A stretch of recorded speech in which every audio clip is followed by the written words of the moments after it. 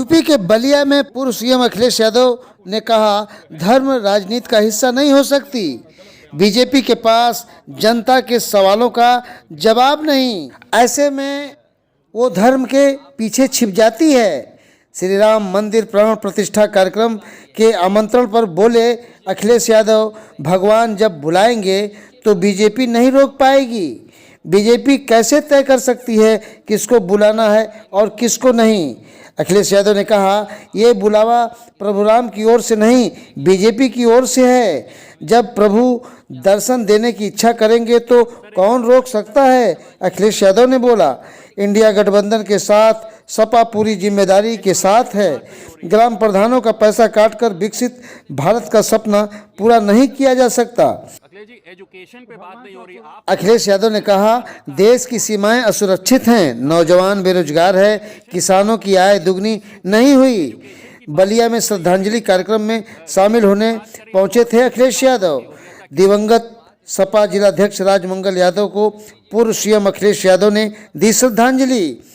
भीखपुर गांव पहुंचकर स्वर्गीय राजेंद्र पांडे को भी अखिलेश यादव ने दी श्रद्धांजलि।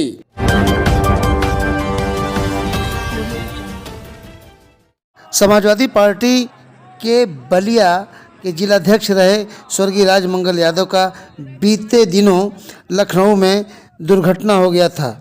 उन्हें श्रद्धांजलि देने बलिया सपा के राष्ट्रीय अध्यक्ष अखिलेश यादव का जा रहे थे, जिनका गाजीपुर के हैदरगंज में सपा विधायक एवं कार्यकर्ताओं द्वारा पूर्वांचल वे पर रोककर स्वागत किया गया। इस दौरान सपा मुखिया अखिलेश यादव लगभग 30 सेकंड ही रुके और सभी का अभिवादन स्वीकार कर काफिला बलिया के लिए रवाना हुआ। इस मौके पर जिलाध्यक्ष गोपाल यादव, पूर्व जिलाध्यक्ष रामधारी यादव, जंगीपुर के विधायक डॉक्टर वीरेंद्र यादव, सदर विधायक जयकिशन साहू सहित काफ़ी संख्या में कार्यकर्ता मौजूद रहे। स्वागत के क्रम में महेंद्र चौहान जहुराबाद से, रविंद्र प्रताप यादव, हरेंद्र विश्वकर्मा, जंगीपुर विधानसभा अध्यक्ष राजेंद्र यादव, जहुराबाद विधानसभा अध्यक्ष जय हिंद यादव आदि थे। आगे पखनपुरा में मोहम्मदाबाद के विधायक शोएब अंसारी उर्फ मन्नू अंसारी के नेतृत्व में सैकड़ों की तादाद में सपा मुखिया अखिलेश यादव का स्वागत किया गया। खबर बलिया से, जहां पहुंचे यूपी के पूर्व सीएम अखिलेश यादव ने बयान देते हुए कहा कि धर्म राजनीति का हिस्सा नहीं हो सकता। अखिलेश यादव ने कहा, बीजेपी के पास जनता के सवालों का जवाब नहीं है, ऐसे में वो धर्म के पीछे छिप जाती है। अखिलेश यादव ने श्री राम मंदिर प्राण प्रतिष्ठा कार्यक्रम के आमंत्रण के सवाल पर कहा कि भगवान जब बुलाएंगे तो बीजेपी नहीं रोक पाएगी। अखिलेश ने कहा, बीजेपी कैसे तय कर सकती है किसको बुलाना है किसको नहीं। अखिलेश यादव ने मीडिया के सवालों का जवाब देते हुए कहा कि ये बुलावा प्रभु राम की ओर से नहीं, बीजेपी की ओर से है। जब प्रभु दर्शन देने की इच्छा करेंगे तो उन्हें कौन रोक पाएगा। अखिलेश यादव ने कहा कि इंडिया गठबंधन के पास सपा पूरी जिम्मेदारी के साथ है। अखिलेश यादव ने बीजेपी सरकार पर निशाना साधते हुए कहा कि ग्राम प्रधानों के बजट का पैसा काटकर विकसित भारत का सपना पूरा नहीं हो सकता। अखिलेश यादव ने कहा, देश की सीमाएं असुरक्षित हैं, नौजवान बेरोजगार है, किसानों की आय दुगनी नहीं हुई। सपा अध्यक्ष अखिलेश यादव बलिया में श्रद्धांजलि कार्यक्रम में शामिल होने पहुंचे थे। इस दौरान अखिलेश यादव ने दिवंगत सपा जिलाध्यक्ष राजमंगल यादव के घर पहुंचकर श्रद्धांजलि दी, जिसके बाद उन्होंने भीखपुर पहुंचकर गांव में स्वर्गीय राजेंद्र पांडे को भी श्रद्धांजलि दी। आइए सुनाते हैं उन्होंने क्या कहा। मैं यहाँ श्रद्धांजलि देने और अपनी पार्टी के कार्यकर्ता साथी जो साथ रहे हैं उनका दुख बांटने आए हैं। राजमंगल यूथ से लेकर के अभी तक लगातार पार्टी के निष्ठावान कार्यकर्ता रहे। उन्होंने पार्टी की बहुत मदद की। ये साथी वो थे जो आने वाले चुनाव में मदद करना चाहते थे। जो नुकसान पार्टी का हुआ है उसकी भरपाई नहीं होगी। हालांकि राजनीति में जो लोग चले जाते हैं इस तरह, वो हमेशा याद रहते हैं।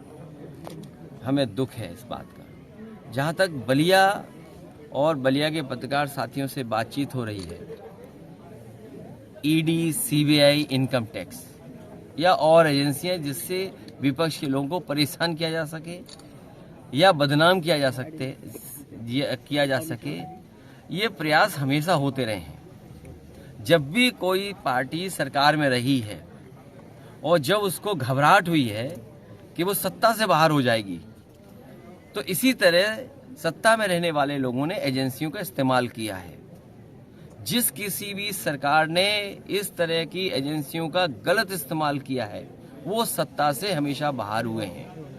हमेशा सत्य की जीत हुई है, जो सच्चाई के साथ खड़े उनकी जीत हुई है। और आपसे बेहतर कौन जानेगा पत्रकार साथियों, आपने तो वो लड़ाई लड़के देखा है कि आपने कोई बात कही जो सच थी और उस पर आपको जेल तक जाना पड़ा, लेकिन मुझे खुशी इस बात की है कि आप झुके नहीं और आप अंतोगत्वा जीते। इसलिए मैं बधाई भी देना चाहता हूं आपको। न केवल बलिया जेल में रहे आप लोग में से साथी, आजमगढ़ जेल में भी रहे आपके साथी। तो ये एजेंसियों का या सरकार का इस तरह का व्यवहार हमेशा रहता है, आवाज दबाने का।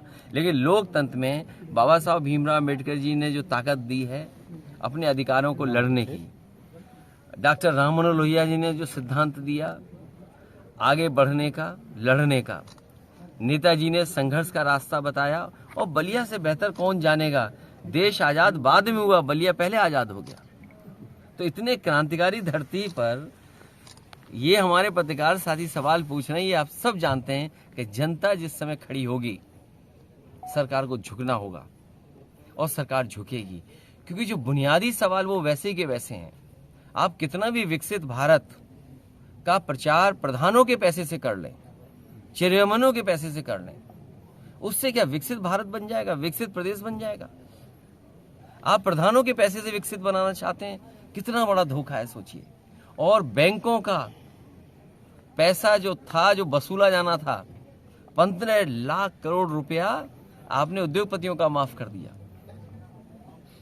आज आप कर्ज में जा रहे हैं, कर्ज बढ़ता चला जा रहा है। हमारे मुख्यमंत्री जी तो एक कदम आगे थे, 46 में 56, याद है वो भाषा कि 46 में 56 नौकरियां मिलती थी हमारी सरकार में, आज तक सूची नहीं मिली।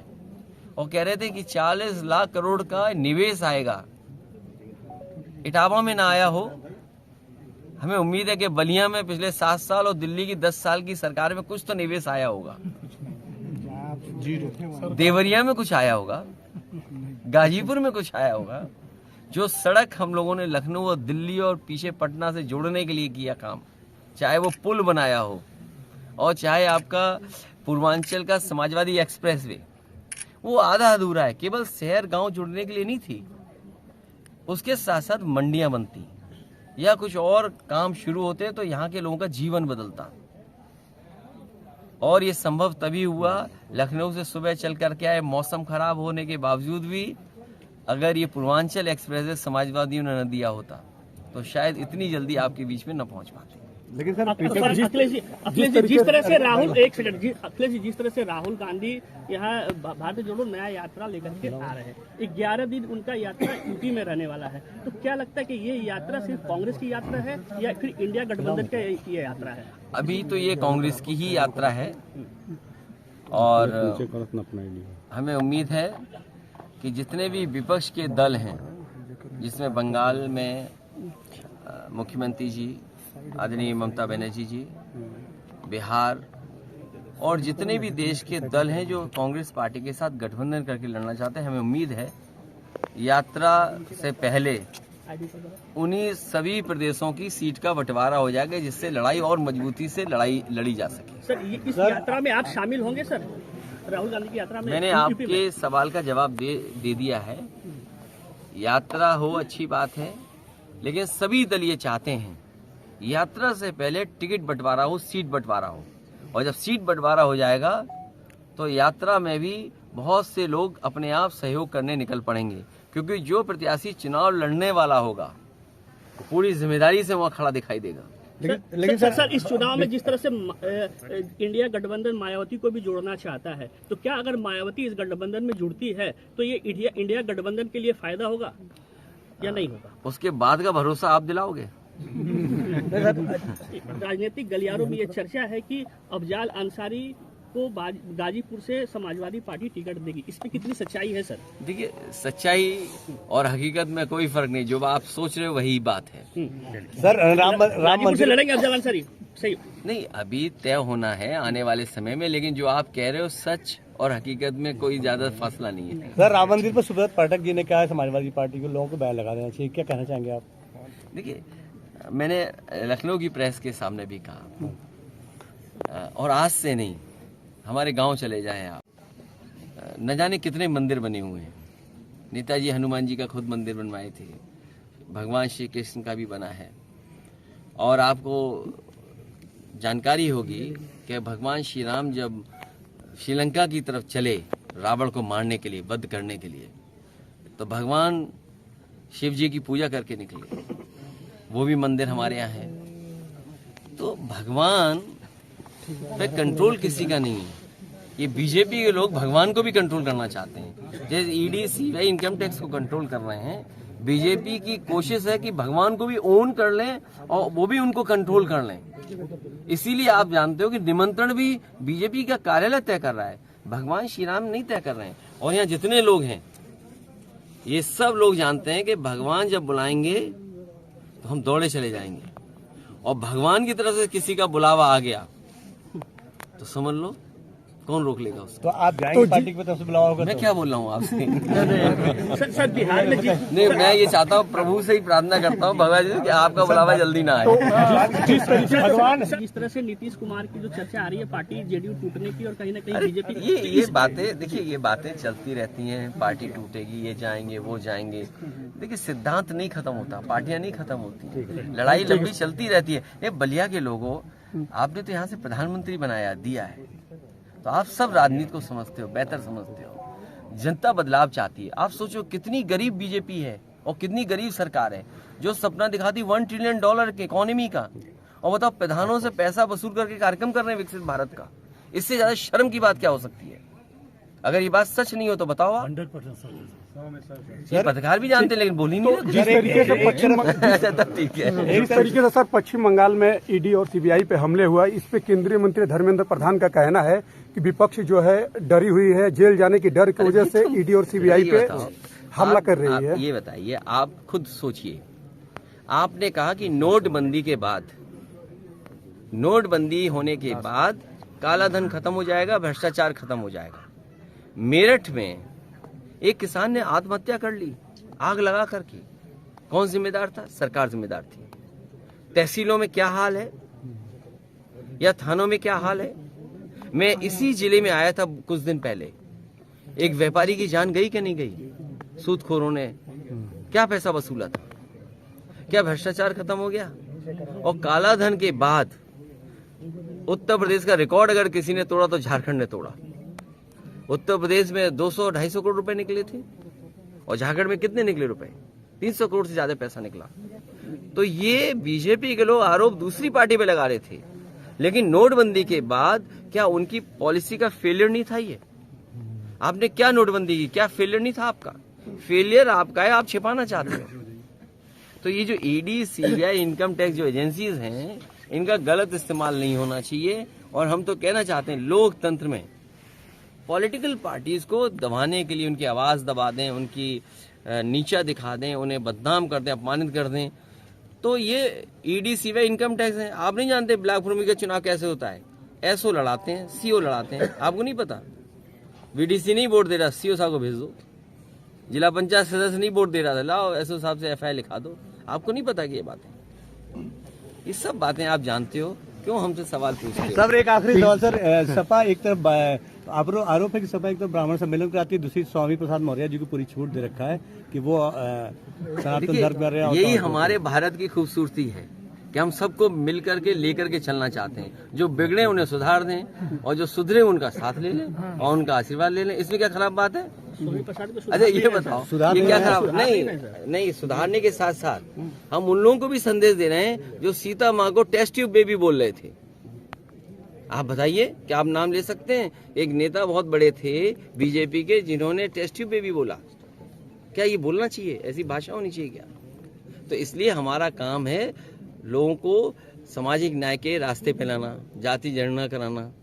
हमें उम्मीद है कि जाति जनगणना के रास्ते पर सब लोग काम करेंगे। तो हमारा आपकी जो दावेदारी सपना रहेगी? रहा है, देखिए जो सपना समाजवादियों का रहा वो ये रहा कि पूर्वांचल का इलाका खुशहाली से जुड़ जाए। इसीलिए ये जो सड़क आपको पूर्वांचल की दी थी, वो किसी के मांगने पर नहीं दी थी।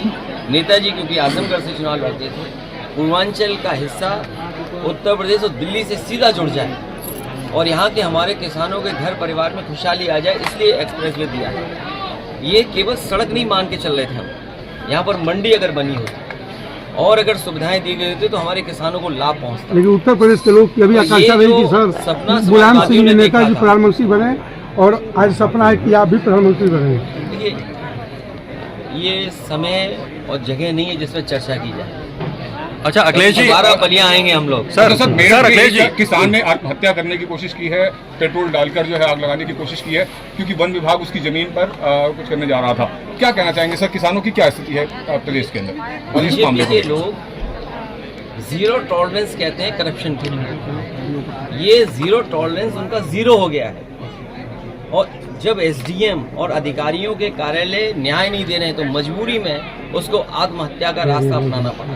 अगर कोई दोषी है उसके लिए तो वो भारतीय जनता पार्टी की सरकार के लोगों, और केवल मेरठ में एक किसान की आत्महत्या का सवाल नहीं है, उसके साथ साथ एक दलित और पिछड़े वर्ग के लोगों की किस तरह पिटाई की गई, एक बहुजन समाज के सभासद की किस तरह मंत्री ने और विधायक ने पिटाई की।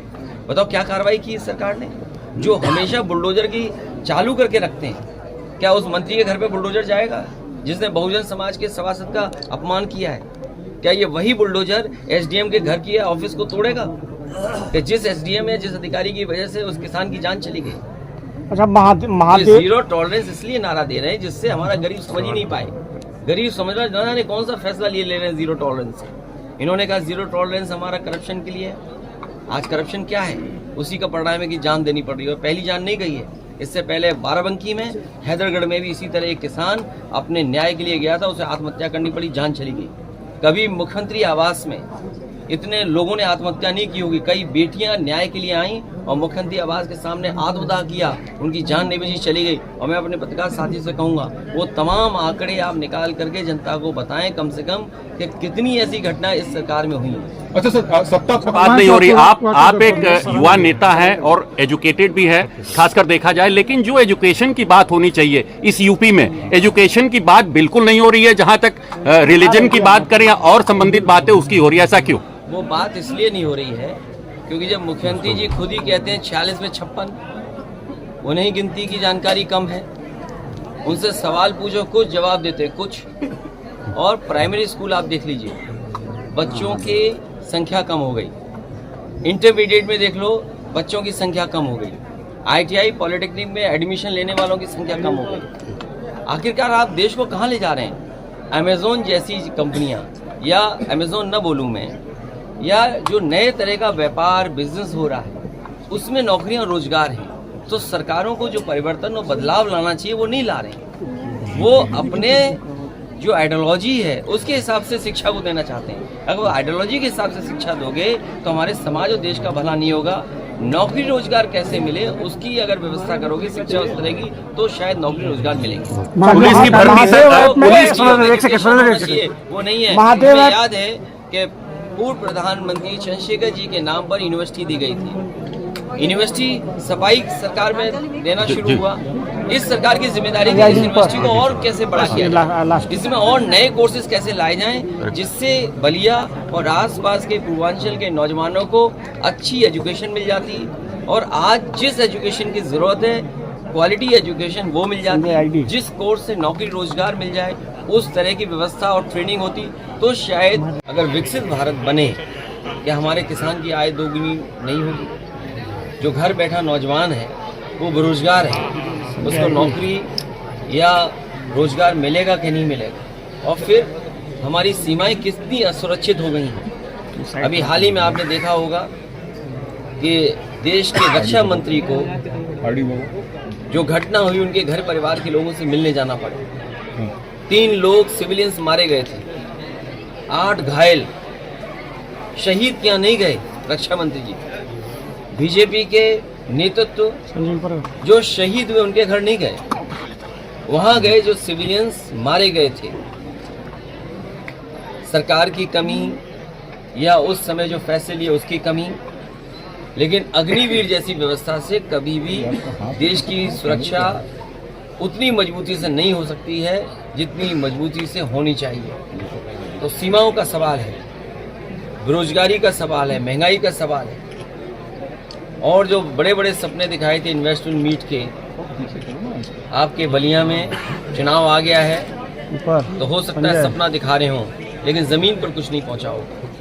अगर 40 लाख करोड़ का इन्वेस्टमेंट का सपना देखा है और मुख्यमंत्री जी ने विधानसभा में कहा हो, तो क्या बलिया का हिस्सा नहीं रहा होगा, या गाजीपुर का हिस्सा नहीं रहा होगा, या आपके बगल का जिला देवरिया उसका हिस्सा नहीं रहा होगा? आखिरकार 40 लाख करोड़ में ये आखिरी के हमारे पूर्वांचल के जिले में क्या पहुंचा है? और समाजवादियों ने जो सड़क बनाई थी, कम से कम उसकी वजह से समय पर आ गए। मौसम खराब होने की वजह से भी नहीं आ सकते थे, लेकिन सड़क अच्छी बनने की वजह से कम यहाँ पहुंच गए और समय से परिवार और अपने पार्टी के कार्यकर्ता नेताओं से मिल पाए। न्यूज़ टुडे 24 बने रहे ऐसी ताज़ा तरीन खबरों के लिए। नमस्कार।